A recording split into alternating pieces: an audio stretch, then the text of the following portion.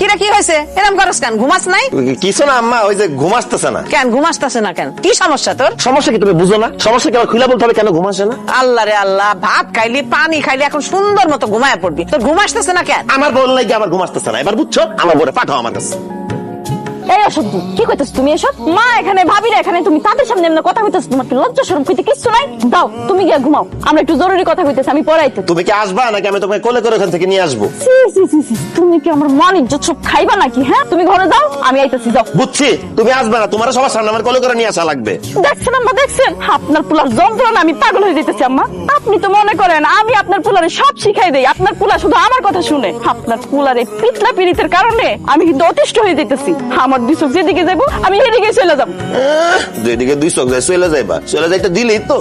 এখন কি আইবা? নাহলে আমি কিন্তু সত্যি সত্যি এসে তোমার কোলে করে নিয়ে যাবো। লজ্জা শরম করতে কিচ্ছু নাই। এখন আপনি কোন, আমি কি করবো? ডাক্তারছে যাও, নাইলে এতগুলো মানুষের মধ্যে তো আমার মান সম্মান কোনো কিছু রাখবো না।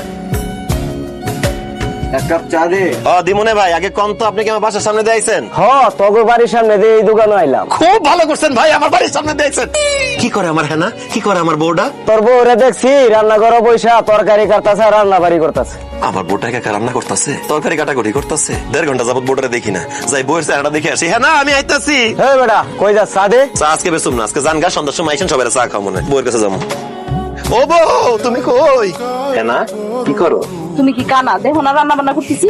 আর তুমি না একটু আগে দোকানে গেছিলা, আবার বাড়িতে আইছো কেন? আর ধুর, 1.5 ঘন্টা আগে দোকানে গেছি, এতক্ষণ কি তোমার না দেখে থাকতে পারি? এই জন্য দোকানপাট বন্ধ করে তোমার দেখতে বাড়িতে চলে এসেছি।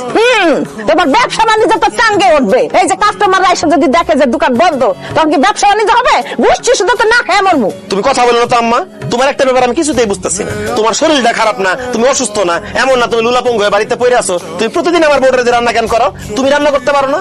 এটা তুই কি কইতাছিস? তুই আমার আপন ফুলা না শাক ফুলা?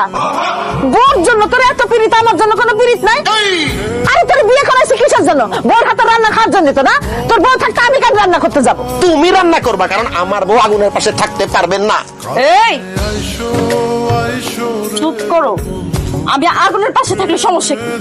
হ্যাঁ না, সি সি সি সি সি সি। মাগার থোড়া থোড়া। সারা তুমি গায়ে হাত দিতেছো কেন?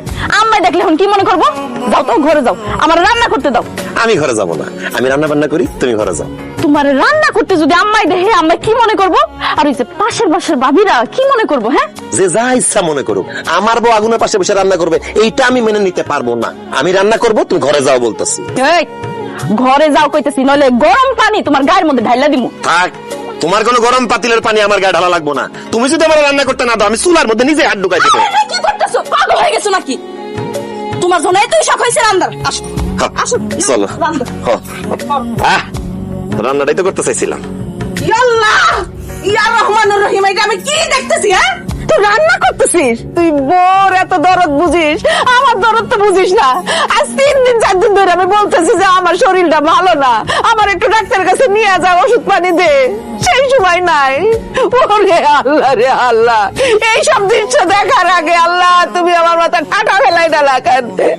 আল্লাহ, আমি আর বাঁচতে চাই না, আমি মরতে চাই। আল্লাহ, হ্যাঁ, কথা তো কানে নিও না, কিছুই পড়বো না, এমনি কয়। দূরে বসে, দূরে বসে, গরম গরম মা পাইবো। আসসালামু আলাইকুম আব্বা, কেমন আছেন?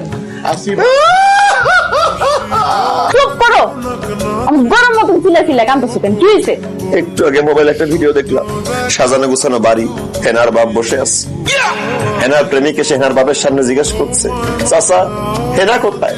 তখন হেনার বাপ ছেলেটির দিকে তাকিয়ে বলল, এই ছেলে, তুমি হেনাকে ভুলে যাও, হেনার অন্য জায়গায় বিয়ে হয়ে গেছে। এই ভিডিও দেখে আমার কলিজায় যে কামড় মারছে। আমার হেনা যদি এই ভিডিও হেনার মতো আমাকে রেখে অন্য জায়গায় চলে যায়, আমি কি নিয়ে বাঁচবো? তোমার কে বলছে এসব ফালতু ভিডিও দেখতে? হ্যাঁ, এসব ভিডিওর সাথে কি বাস্তব জীবনে কোনো মিল আছে? এসব কান্নাকাটি বন্ধ করো, তোমার জন্য একটা সারপ্রাইজ আছে। সারপ্রাইজ? কিসের সারপ্রাইজ? ও আল্লাহ, নিশ্চয়ই আমার বাচ্চা হইব, তাই না? হেনা বলার নামাই। সি সি সি সি, দেখছেন আম্মা, আপনার পোলার মুখে কিচ্ছু আটকে না। আব্বা, তুমি দাও তো সারপ্রাইজটা। শোনো জামাই, সারপ্রাইজটা হইতেছে বিদেশের একটা ভিসা রেডি হয়ে গেছে। ভিসা রেডি হয়ে গেছে মানে? কি কোন আব্বা, এই বয়সে আপনি বিদেশ যাবেন? আমারও রেখে আপনি থাকতে পারবেন? আমি বিদেশে এই বয়সে যাবো কোন দুঃখে? বিদেশ চলে যাবে তুমি? ফালতু কথা বলেন না আব্বা। আমি হেনারা রেখা বিদেশ যাবে কথাটা আপনি ভাবলেন কেমনে? অবশ্যই তার বিদেশ যাওয়া লাগবে। তুই এই দেশে থেকে কোনো কিছু করতে পারবি না। আরে তুই দোকানের মধ্যে দোকানদারি করিস, 1 ঘন্টা পর পর তুই বাড়িতে আসিস।